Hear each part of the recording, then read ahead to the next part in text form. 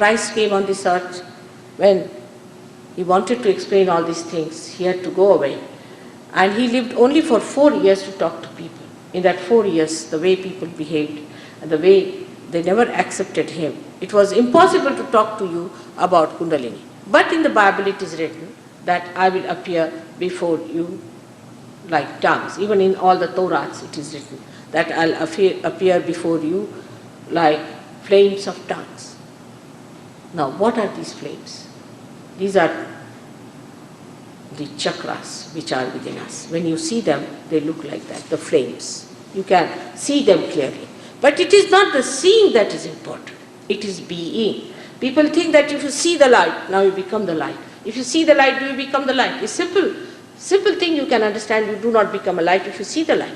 You have to become the light. And when you become the light, what happens?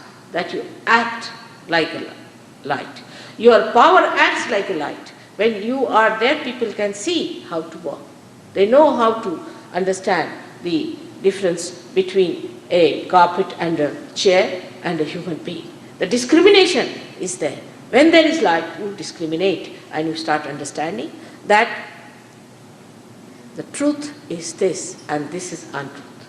So when the Kundalini rises through your fontanelle bone area, the first blessing you get is of good health.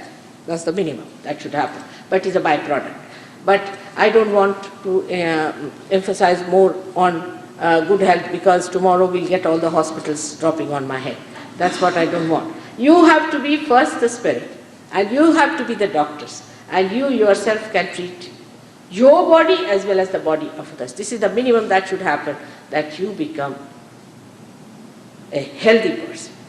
Now what does that?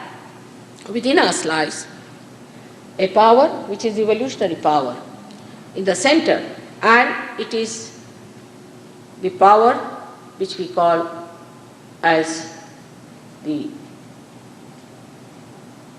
power of Mahalakshmi, is the power by which we sustain our own character, by which we become human beings. From carbon, where it is 4 valencies, as human beings we develop 10 valencies. We become eligible for our ascent through this power to begin with, because this is the power that gives us balance. In the gross, it expresses itself as parasympathetic nervous system. Now, what is parasympathetic nervous system is that it gives a balance to your sympathetic nervous system.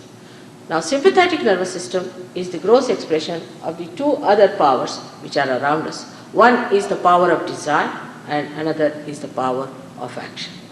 These sympathetic nervous systems come into play when we want to use them. For example, if you want to run fast. So, when you are running fast, these 2 powers come into power, that they give us the force to run fast. But what is the thing that brings it back to normal is the central power that brings it to the normal or gives it a balance. So this balancing force is the one that is responsible for your ascent. If you are not yet balanced, the same force will first balance you. Because of imbalances, so many diseases are caused. There is no end to it.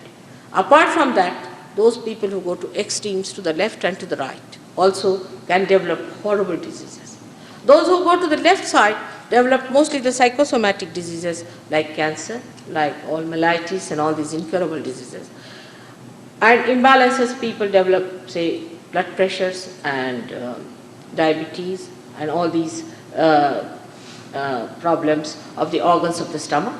And the people who are too much right-sided, who are too much speedy, who are thinking of the future all the time, they develop problems of the heart and also the problems of the physical side. Those who indulge into too much physical exercises and all that also develop the problems of the physical side. So it is all our doing that we get sick, mostly, or maybe of our parents. For example, somebody asked me that how is it, mother, that leukemia is caused in the people who, children also, they are born with it. I said the mother must be a very speedy woman. If the mother is speedy, hectic, her spleen is working in a hectic way, she sets in motion the same kind of a spleen the child should have. And if that happens, the child develops a kind of a spleen which is hectic and starts producing RBCs which are not rhythmic and not in proper shape. And these are vulnerable to cancer and things like leukemia. Because at this stage, something triggers it. And that triggering takes place because of the extreme behavior of a personality, which I'll explain to you tomorrow. But in any case, physically you feel fit, mentally you feel fit.